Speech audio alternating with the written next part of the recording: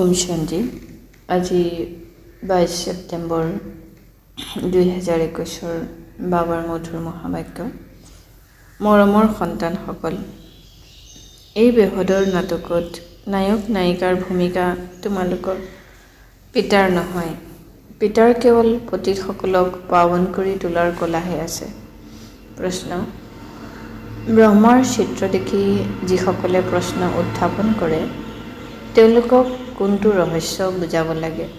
উত্তৰ: তেওঁলোকক বুজোৱা যে এওঁ অৰ্থাৎ ব্ৰহ্মা আদিৰ পৰা অন্তলৈকে ভূমিকা পালন কৰা আত্মা, যি প্ৰথম ৰাজকুমাৰ শ্ৰীকৃষ্ণ, তেওঁৰেই অন্তিম জন্মত পিতা আহে। এয়া পতিত শৰীৰ, এওঁৱেই পাৱন হ'ব লাগে। এওঁ কোনো ভগৱান নহয়, ভগৱানটো চিৰ পবিত্ৰ।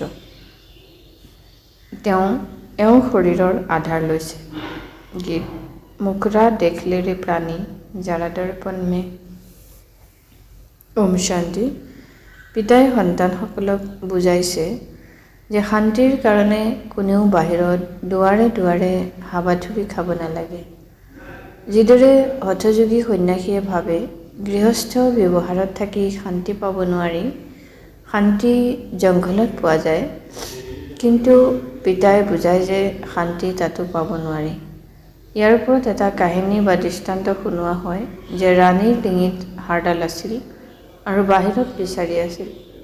ঠিক সেইদৰে শান্তিটো তোমালোকৰ ডিঙিতেই আছে, বাহিৰত ক'ত বিচাৰি থাকা? পিতাই আহি বুজায়, সন্তানসকল, তোমালোক আত্মাৰ স্বধৰ্মই হৈছে শান্তি।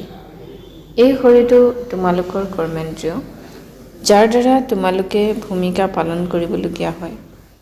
আত্মাটো অবিনাশী, আত্মাৰ কোনো সৰু বৰ নাথাকে আৰু আত্মাৰ বিনাশো নহয়। অৱশ্যে আত্মা পতিত আৰু আত্মাই পাৱন হ'বলগীয়া হয়। আত্মাই প্ৰথমতে শিশু শৰীৰ পায়, তাৰ পাছত যুৱা বৃদ্ধ হয়। আত্মাটো হয়েই এক ৰস। পোনপ্ৰথমেতো আত্মাক জানিবলগীয়া হয়। মই আত্মাই বেৰিষ্টাৰ আদি হওঁ।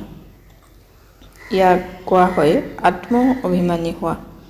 পিতাই বুজায়, সন্তানসকল, তোমালোক দেহ অভিমানী হৈ গৈছা। সেইকাৰণে নিজক শৰীৰ বুলি ভাবি লোৱা।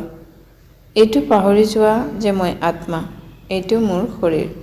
গতিকে নিজক উপলব্ধি কৰিব লাগে। 84 জন্মও আত্মাই লয়। এতিয়া পিতাই বুজাইছে যে যিসকল ব্ৰাহ্মণ হৈছে তেওঁলোকেই আকৌ দেৱতা হ'বগৈ। এনেকুৱাও নহয় যে সকলোৱে 84 জন্ম লয়।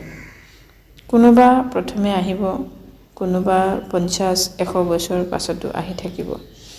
কাৰোবাৰ 80-82, কাৰোবাৰ আন কিবা সংখ্যক জন্ম হ'ব। মনুষ্যইতো 84 লাখ জন্ম বুলি কৈ দিয়ে। ইয়াতো সন্তুষ্ট নহয়, আকৌ কৈ দিয়ে কণকণত ভগৱান আছে।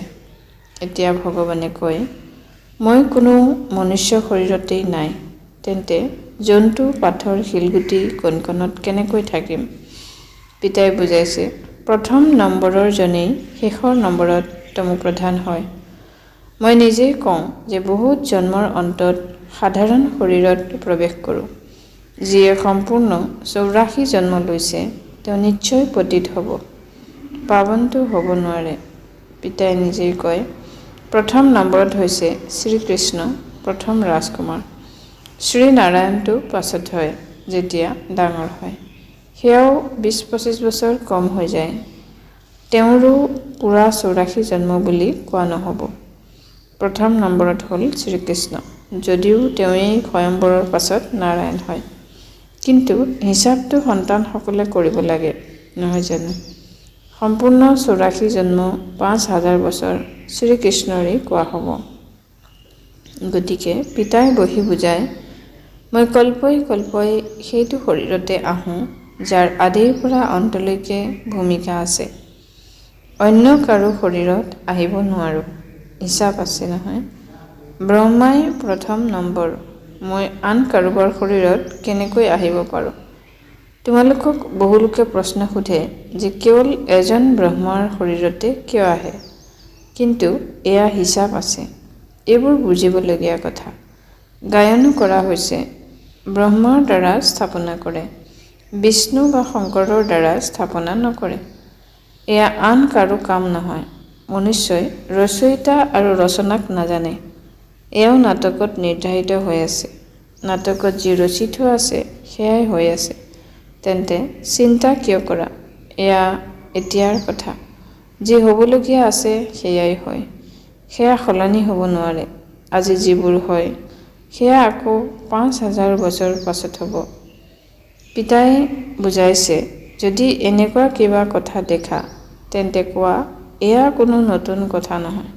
৫,০০০ বছৰ পূৰ্বেও হৈছিল। একেবাৰে এনেকৈ লিখি দিয়া। লাগিলে তেওঁলোক আহি সোধক, লিখাত কোনো বাধা নাই। এই যুদ্ধ আগতে লাগিছিল, একো নতুন নহয়। মহাভাৰতৰ যুদ্ধ ৫,০০০ বছৰ পূৰ্বেও হৈছিল। খ্ৰীষ্টানসকলে ভাৰতলৈ আহি ৰাজ্য কাঢ়ি ল'লে, একো নতুন কথা নহয়। আকৌ কল্পৰ পাছতো এনেকুৱাই হ'ব। বিশ্বৰ এই ইতিহাস ভূগোল পুনৰাবৃত্তি হৈ থাকে। এতিয়া পুনৰাই আদি সনাতন দেৱী দেৱতা ধৰ্ম প্ৰতিষ্ঠা হৈ আছে। যিসকলৰ ৮৪ জন্ম সম্পূৰ্ণ হৈছে তেওঁলোকেই প্ৰথম নম্বৰত লক্ষ্মী নাৰায়ণ হ'ব। এই সকলোবোৰ ৰহস্য পিতাই বহি বুজায়। পিতাই কয়, মই মনুষ্য সৃষ্টিৰ বীজৰূপ। ইয়াক ওলোটা বৃক্ষ বুলি কোৱা হয়। এই কল্প বৃক্ষৰ আয়ুস ৫,০০০ বছৰ। স্বস্তিকাত ৪টা ভাগ একে নিচিনা দেখিবা। যুগো একে সমান। ইয়াত কোনো পাৰ্থক্য নাথাকে। পিতাই বুজায় যে, চোৱা, জগতত কি কি হৈ আছে। কোনোবা চন্দ্ৰলৈ যায়, কোনোবাই জুইত, কোনোবাই পানীত খোজকাঢ়িবলৈ শিকে। এই সকলোবোৰ হৈছে ফাল্টু। ইয়াৰ পৰা কোনো লাভ নহয়। মনুষ্যই পাৱন হৈ মুক্তি জীৱন মুক্তিততো যাব নোৱাৰে। যিয়েই নকৰক, কিন্তু ঘৰলৈ উভতি যাব নোৱাৰে। আত্মাই নিজৰ ঘৰ আৰু পিতাৰ ঘৰ পাহৰি গৈছে।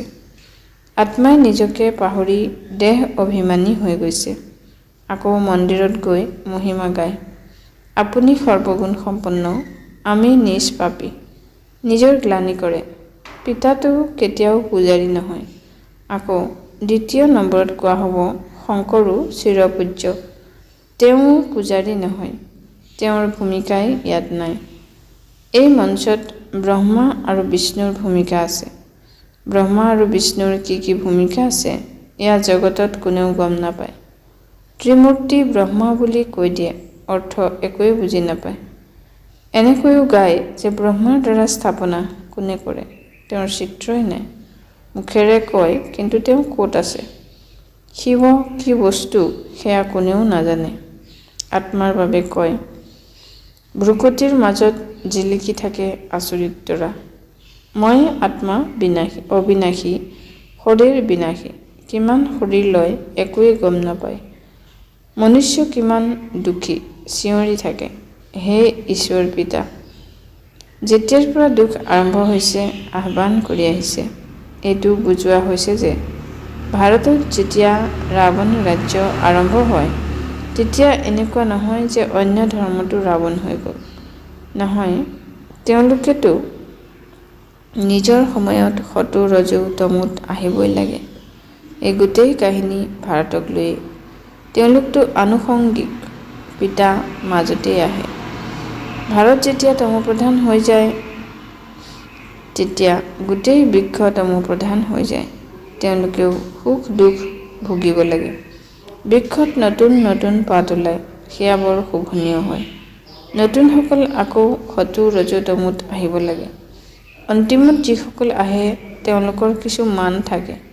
এটা জন্মতে সতু ৰজু তমু অৱস্থাৰ মাজেৰে পাৰ হ'ব পাৰে, কিন্তু তেওঁলোকৰ কোনো মূল্য নাথাকে। মূল্যটো তেওঁলোকৰ আছে যিসকলে নায়ক নায়িকাৰ ভূমিকা পালন কৰে। এনেকৈ কোৱা নহ'ব যে বাবাই নায়ক নায়িকাৰ ভূমিকা পালন কৰে। বাবাৰ ক্ষেত্ৰত এনেকৈ ক'ব নোৱাৰে। তেওঁতো আহি পতিতসকলক পাৱন কৰে। নিজে পতিত নহয়। তোমালোকে পতিতৰ পৰা পাৱন হ'বলৈ পৰিশ্ৰম কৰা। শ্ৰীমতত ৰাজযোগৰ দ্বাৰাই ৰাজ্য লৈছিলা। এতিয়া তোমালোকে পুনৰ লৈ আছা। বাবাই কয়, মইতো ৰাজত্ব নকৰোঁ, তোমালোকক ৰজাৰো ৰজা কৰি তোলোঁ। এতিয়া জগতত মনুষ্যই কয়তো বহুত, ভগৱান উৱাচ, মই তোমালোকক ৰজাৰো ৰজা কৰি তোলোঁ। কিন্তু ইয়াৰ অৰ্থ নিজেও নুবুজে আৰু আনকো বুজাব নোৱাৰে। ভগৱান উৱাচ, গতিকে নিশ্চয় ভগৱান আহিছিল, সেইবাবেতো কৈছে যে হে সন্তানসকল, ভাৰততেই শিৱ জয়ন্তী শিৱৰাত্ৰি পালন কৰে। পিতা আহেও ভাৰতখণ্ডতে, ভাৰতেই অবিনাশী খণ্ড হয়। ভাৰতৰ মহিমা অতি শ্ৰেষ্ঠ। যিদৰে পিতাৰ মহিমা পাৰাপাৰহীন, সেইদৰে ভাৰতৰ মহিমাও পাৰাপাৰহীন। ভাৰততেই পৰমপিতা পৰমাত্মা আহি সকলো মনুষ্য মাত্ৰৰে সদ্গতি কৰে, সকলোকে সুখ দিয়ে। তেওঁৰ জন্মস্থান হৈছে ভাৰত। ভাৰতেই প্ৰাচীন দেশ। ভগৱানে ৰাজযোগ শিকাবলৈ ভাৰতলৈকে আহিছিল, কিন্তু কৃষ্ণক ভগৱান বুলি কৈ দিয়াৰ বাবে তেওঁৰ মহিমা নাথাকিল। ভগৱানটো হয়েই এজন, তেওঁকে সদ্গুৰু বুলি কোৱা হয়। বাকী গুৰুতো অনেক আছে। কোনোবাই ধান্দা শিকাওঁতাজনকো গুৰু বুলি কৈ দিয়ে।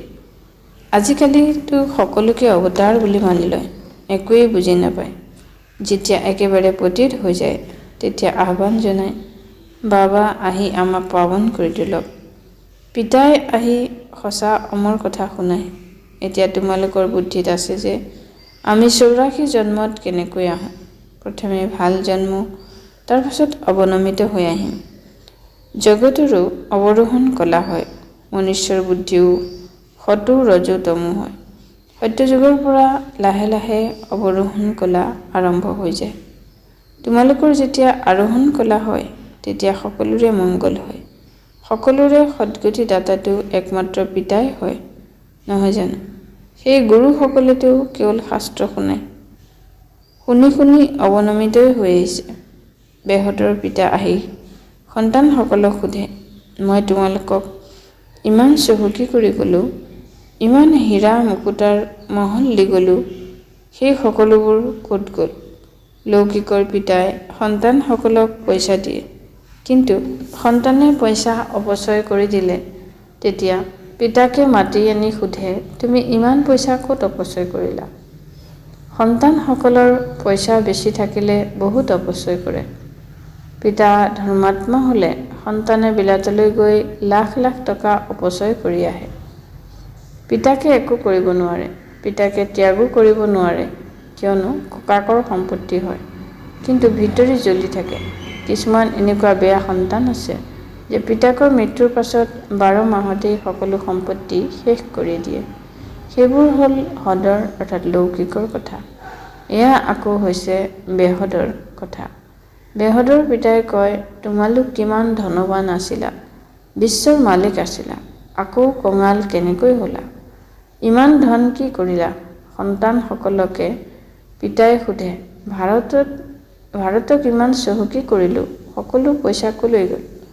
আকৌ পিতাই বহি বুজায়, ভক্তি মাৰ্গত কিমান খৰচ কৰে, শাস্ত্ৰ আদিৰ কাৰণে কিমান খৰচ কৰে, মূৰো দোৱাই থাকিলা, কপালো ক্ষয় গ'ল, পইচা আদি সকলো হেৰুৱাই পেলালা।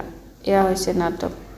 মই তোমালোকক চহকী কৰি তোলোঁ, ৰাৱণে তোমালোকক কঙাল কৰি দিয়ে। ভাৰতবাসীকে পিতাই বুজাব, নহয় জানো? ভাৰতেই সোণৰ চৰাই আছিল। ইমান ধন আছিল যে যিবোৰ অন্য ধৰ্মাৱলম্বীয়ে লুটি লৈ গ'ল। চিন্তনটো কৰা, ভাৰত কি আছিল? এয়াও নাটক ৰচি থোৱা আছে। ভাৰততেই স্বৰ্গ, ভাৰততেই নৰক। এতিয়া হ'ল নৰক। সেইবাবে বাবাই শ্ৰীৰ চিত্ৰও এনেদৰে তৈয়াৰ কৰাইছে যাতে যিকোনো লোকে বুজে যে আমি পতিত। সৰু সৰু ল'ৰা ছোৱালীকো চিত্ৰৰ ওপৰত বুজোৱা হয়, নহয় জানো? নক্সা অবিহনে সন্তানসকলে কি বুজিব? পিতাই আহি পতিতৰ পৰা পাৱন হোৱাৰ সহজ যুক্তি শুনায়। অতিকৈ সহজ, অতিকৈ কঠিন।